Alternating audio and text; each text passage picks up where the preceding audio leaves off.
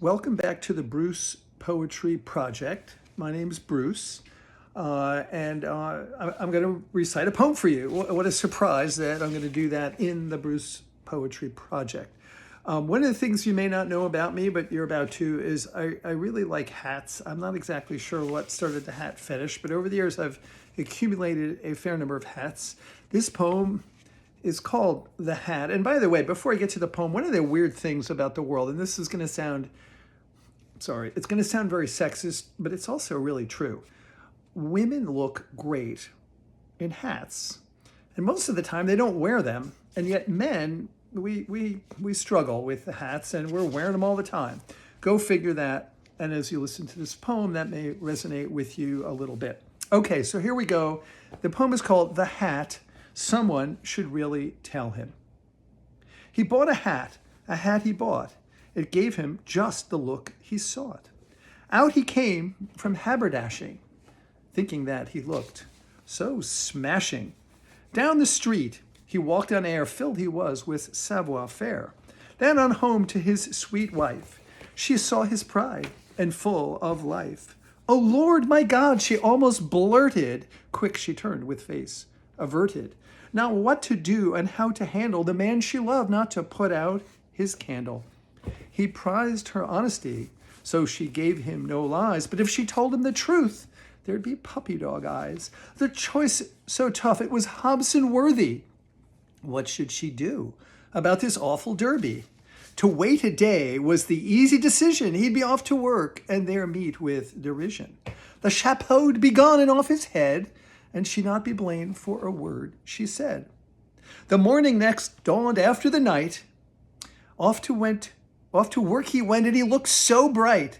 In he strutted, a gentleman through and through, and the topper he wore was snappy and new. No surprise at his office mate's conclusion. There'd be no upside in speaking ill of his head's protrusion.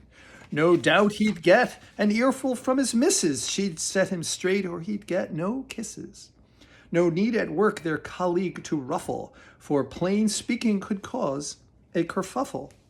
Now imbued with pride through tacit endorsement, his headpiece had received only positive reinforcement.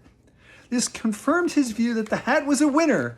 He'd take it out tonight for a formal dinner.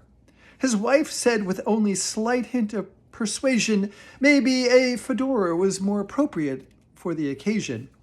In response he beamed, he couldn't wait to doff his new wardrobe addition, another chance to show it off. So out they went, a well-dressed pair, except for the piece that covered his hair. 'Twas no surprise their closest friends that night said not a single word about the sight, whether sombrero, Stetson, stovepipe, 10-gallon, or lid. It wasn't their place to remark, to make fun, or to kid. And when all his friends, relatives, and colleagues were done, no one said a bad word. No one wanted to spoil his fun. As time passed by, it was more of a waste to imply his hat choice wasn't of fine taste. And so it went over many long years. He wore it with pride and without the slightest of fears.